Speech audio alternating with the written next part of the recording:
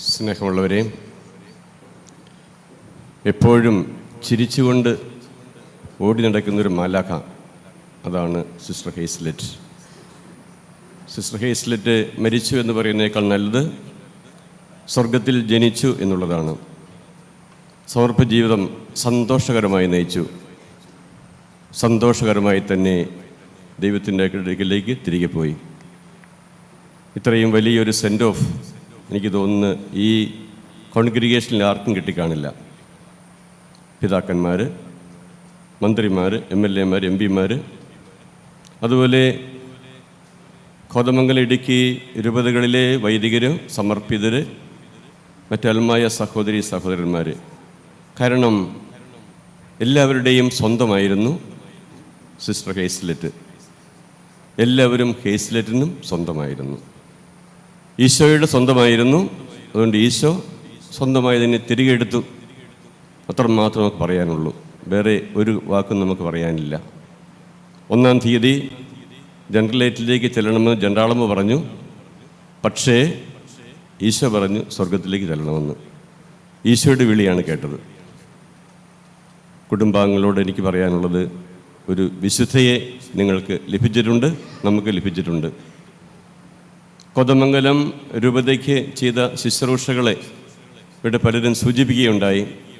കുട്ടികൾക്ക് mission league വഴി, യുവാക്കൾക്ക് യുവദീപ്തി വഴി, മാതാക്കൾക്ക് മാതൃവേദി വഴി, അതുപോലെ തന്നെ ഇടവകളിലെ ധ്യാനങ്ങൾ, സ്കൂളുകളിലെ കുട്ടികളെ പഠിപ്പിക്കുന്ന വഴിയായിട്ട് സമർപ്പിത ജീവിതത്തിൻ്റെ ഈ വെല്ലുവിളി നേരിടുന്ന അവസരത്തിൽ സിസ്റ്ററിൻ്റെ ജീവിതം ഒരു വെല്ലുവിളിയായിരുന്നു. സമർപ്പിത ജീവിതം സന്തോഷകരമാണെന്ന് ലോകത്തിന് വിളിച്ചു പറഞ്ഞ ഒരു ജീവിതമായിരുന്നത്. ജനറാളമ്മയോട് പറഞ്ഞ ഒരു കാര്യം ഞാൻ ഓർക്കുകയാണ്. ജനറാളമ്മ ഏൽപ്പിക്കുന്ന ഏത് കാര്യവും ഈശോയും ഞാനും പരിശുദ്ധാത്മാവും കൂടി ചെയ്യാമെന്ന്. അങ്ങനെ ചെയ്യാൻ സാധിക്കണമെങ്കിൽ സ്വർഗത്തിലെത്തണം. 1-ാം തീയതി ഈ ദൗത്യം ഏറ്റെടുക്കാമെന്ന് ജനറാളമ്മയോട് വാഗ്ദാനം ചെയ്തിരുന്നു. സ്വർഗത്തിലെത്തി ഈശോയും പരിശുദ്ധാത്മാവും സിസ്റ്റർ ഹേസ്ലെറ്റും കൂടി നിങ്ങളേൽപ്പിക്കുന്ന ദൗത്യം ഏറ്റെടുക്കും, സംശയമൊന്നുമില്ല. നമുക്ക് ഈ അവസരത്തിൽ ചിരിച്ചുകൊണ്ട് തന്നെ, കാരണം അമ്മയുടെ ജീവിതം ചിരിച്ചുകൊണ്ടുള്ള ജീവിതമായിരുന്നു. നമുക്ക് ഹൃദയത്തിൽ ദുഃഖമുണ്ട്. എനിക്കറിയാം, ഞാൻ കാണുമ്പോഴൊക്കെ തമാശ പറയും, കളിയാക്കും, ഒത്തിരിയേറെ ചിരിക്കും. സ്വന്തം വീട്ടിലെ ഒരു സഹോദരിയെ പോലെ തന്നെ പെരുമാറിയിരുന്നു. എല്ലാവരോടും അങ്ങനെയാണ് പെരുമാറിയത്. അതുകൊണ്ടാണ് ഇത്ര വലിയ ജനം. ഞാൻ വീഡിയോ കാണുന്നുണ്ടായിരുന്നു. രാവിലെ മുതൽ അച്ഛന്മാരുടെ നീണ്ട നിരയായിരുന്നു പ്രാർത്ഥിക്കാനായിട്ട്. അച്ഛന്മാർ 4-5 പേര് ഒരുമിച്ചാണ് പ്രാർത്ഥിച്ചത്. കാരണം അവർക്ക് സമയം കിട്ടിയില്ല. അതുകൊണ്ട് ഇന്ന് നമുക്ക് ഈ സഹോദരിയെ ദൈവത്തിന് തിരികെ കൊടുക്കാം. വിശുദ്ധയായിട്ട് നമുക്കവിടെ നിന്ന് തിരികെ തരട്ടെ. സമർപ്പിത ജീവിതത്തിലൂടെ വിശുദ്ധിയിലേക്ക് ഉയർന്ന സിസ്റ്റർ ഹേസ്ലെറ്റ് എന്നും നമുക്ക് ഒരു പാഠമായിരിക്കണം, മാതൃകയായിരിക്കണം.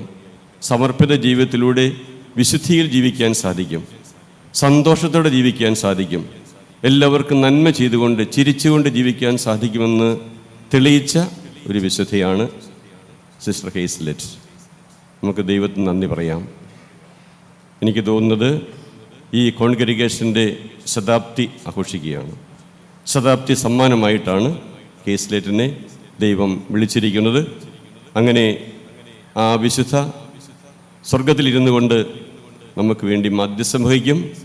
SD കോൺഗ്രിഗേഷന്, പുത്തേട്ട് കുടുംബാംഗങ്ങൾക്ക്, കോതമംഗലം, ഇടുക്കി രൂപതകൾക്ക് തീർച്ചയായിട്ടും വലിയൊരു അനുഗ്രഹമായിട്ട് ഇനിയും ഒത്തിരിയേറെ നന്മകൾ സിസ്റ്റർ മാധ്യസ്ഥം ലഭിക്കട്ടെ എന്ന് നമുക്ക് പ്രാർത്ഥിക്കാം. ദൈവം നമ്മെ അനുഗ്രഹിക്കട്ടെ.